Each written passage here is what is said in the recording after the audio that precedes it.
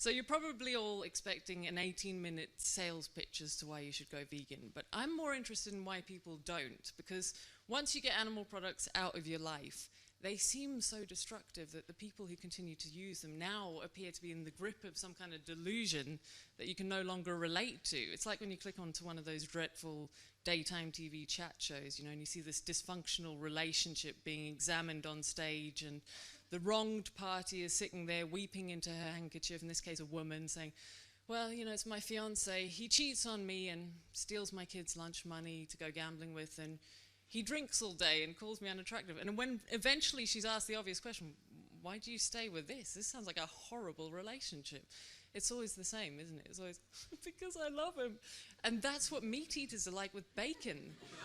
This is a dysfunctional relationship in both directions. I mean, obviously the animal products do come out of it worse, but even for the consumer, it's really negative. We don't like to be reminded that it's animals we're eating, and so you never see their heads or their hooves or their tails on display in the supermarket. Then when you get this stuff home, you have to cook it, because even after thousands of years of eating meat, it's not compatible with human biology. We don't have the stomach acid to deal with the pathogens in raw meat. Then we have to flavor this stuff with the plants that we're attuned to tasting, because when you think about it, you can't really taste protein and fat, and so meat is really bland unless you add herbs, spices, oils, sauces. Then in the process of digestion, it increases your risk of cancer. And eating animal products overall increases your risk of several chronic conditions, including many of the top 10 killers in the West, such as atherosclerosis, heart disease, stroke. Yeah, but we love it though. I like this relationship. I'm having a good time. And now I haven't even mentioned the fact that farming is, of course, animal kidnap, enslavement, rape, murder. I know this really gets people's backs up when you start using language like this, because I want to tell you, oh, you're being melodramatic. It's not that bad. But, I mean, to me, these are just the bland facts. And I think for a long time, activists have felt like all we need to do is tell people the facts and that'll be enough to motivate them to change. Well, increasingly, people know what's wrong with animal products. And so I think we have to acknowledge that for a lot of people, it's not that they don't know what's wrong, it's that they don't feel a really strong emotional reaction to it. I think this is the majority of people. You feel like, you know, I should feel guilt about eating meat. I should feel concern about my future health, but for some reason, still nothing. You know? And I think there's an explanation for this. If your head and your heart are telling you two different things, one of them's wrong. And I think it's that the brain hasn't evolved to have accurate emotional acuity about stuff it hasn't seen for itself. So you could be told about a situation, and if you haven't seen it for yourself, you can still picture it really clearly with your head, but it's as though your heart has no idea whatsoever. And this is a disaster because it deprives us of the emotional feedback we need to stop us from buying products we literally don't agree with. I'm sure people are thinking, well, listen, love, you know, I've got an imagination here. If you tell me about a situation, I can tell you how I feel about it.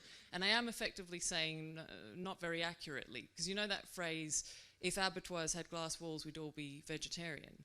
I think people relate to that, but it is an extraordinary admission of idiocy, isn't it? Because it means we can come up with the combustion engine, string theory, and relativity, but you can't quite work out what might be happening in an abattoir for some reason.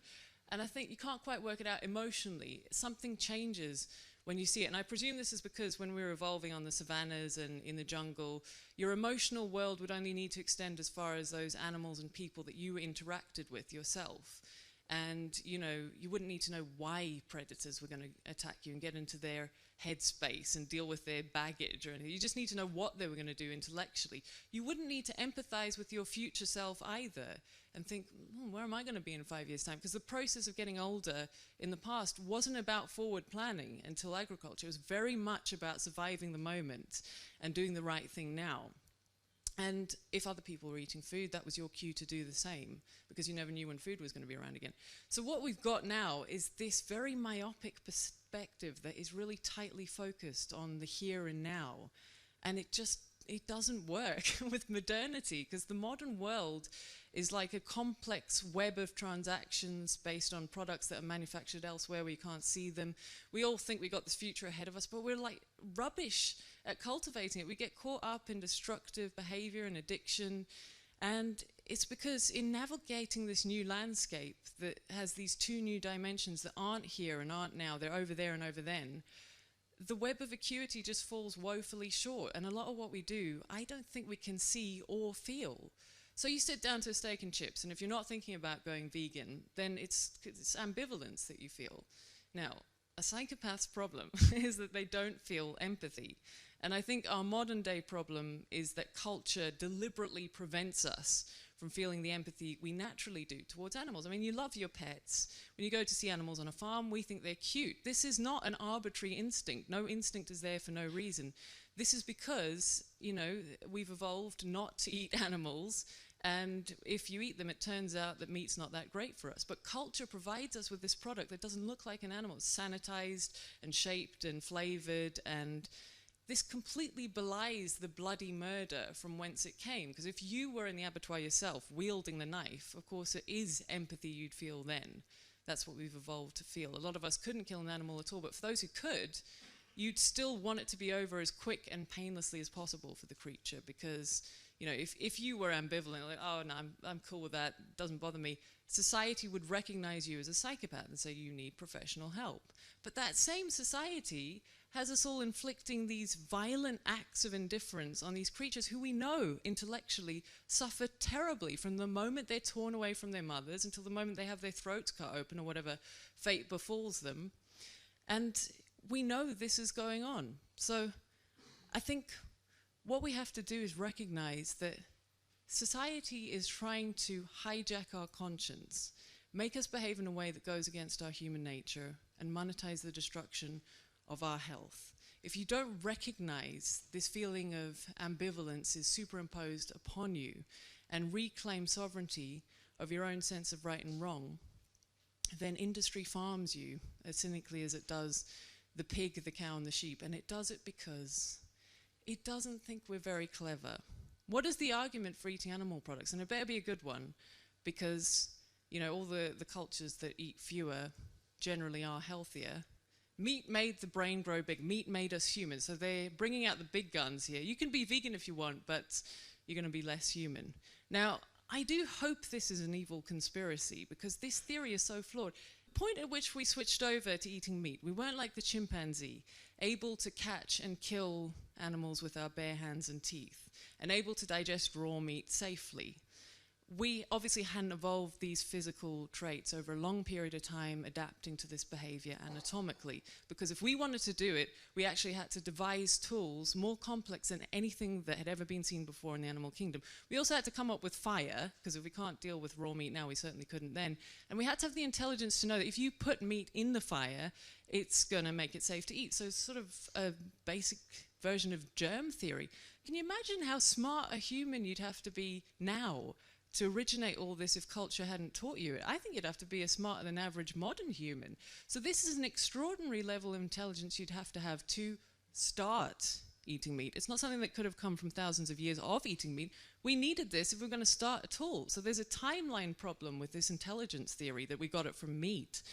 And, you know, we must have got it from what we were doing before, which is eating plants. So are there any signs anatomically that there was an adaptive advantage to eating fish and meat? Because if it actually shaped who we are, then we would have evolved so that we're rewarded for seeking this out. And our anatomy says the opposite. You know, we don't really taste protein and fat that well. That's why meat is tasteless. What we are rewarded for is seeking out carbohydrate, because you taste sugar as sweet. You taste salt for minerals, bitter to detect poison. And then you're most rewarded for sugar because glucose is the primary fuel for the brain and muscles.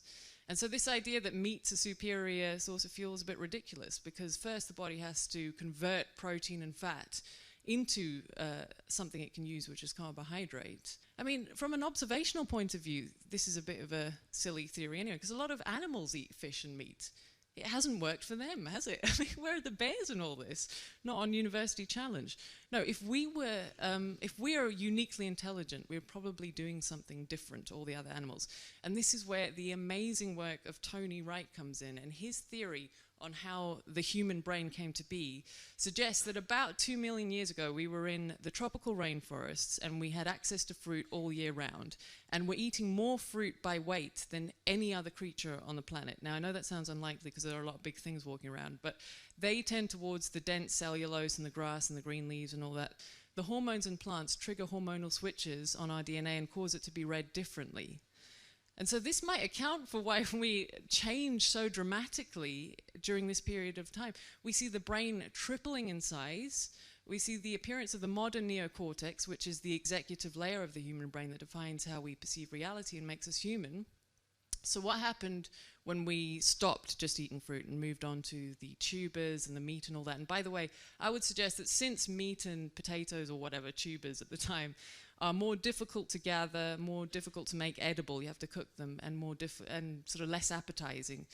These were probably fallback foods that we didn't want to have to eat, but perhaps there was an environmental problem with our fruit supply, and there are many theories on that, and that makes sense to me. Why would you go after this stuff when it's so much more difficult?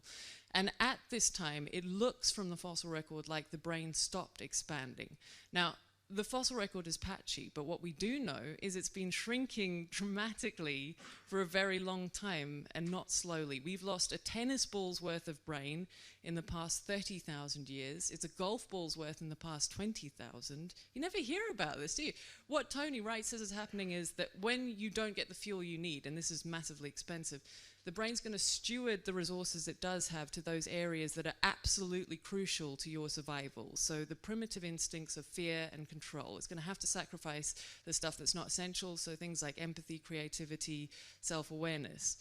These are the things that make us human, and what Tony suggests is happening is that we're reverting to a standard mammalian model of brain that is very good at surviving, you know, and is cheaper to run, but like not so great at a dinner party. So anyway, that's my reaction to these scientific studies. It's obviously my personal opinion. I don't know what the scientists would report back. What I do know is scientists aren't massively worried about the rapidly shrinking human brain. They say, look at culture, that's proof that we're getting smarter all the time, which seems to me a little unscientific. There's no correlation between intelligence and brain size. Now the brain's shrinking, even though there was when it was expanding. And I'm like, you know, yes, culture looks like progress. Of course it does. But this is the same culture that is threatening our habitat, that is causing a wave of cancer, obesity, things like depression, that's saying to young people, if you want to continue the cultural enterprise, we're not going to help you. We're not going to hand any resources down. You know, you can pay us. We're going to treat you like a business. Have you noticed this? I mean, so a lot of behaviors in our culture seem quite threatening to the resilience of our species. They don't seem to be supporting it.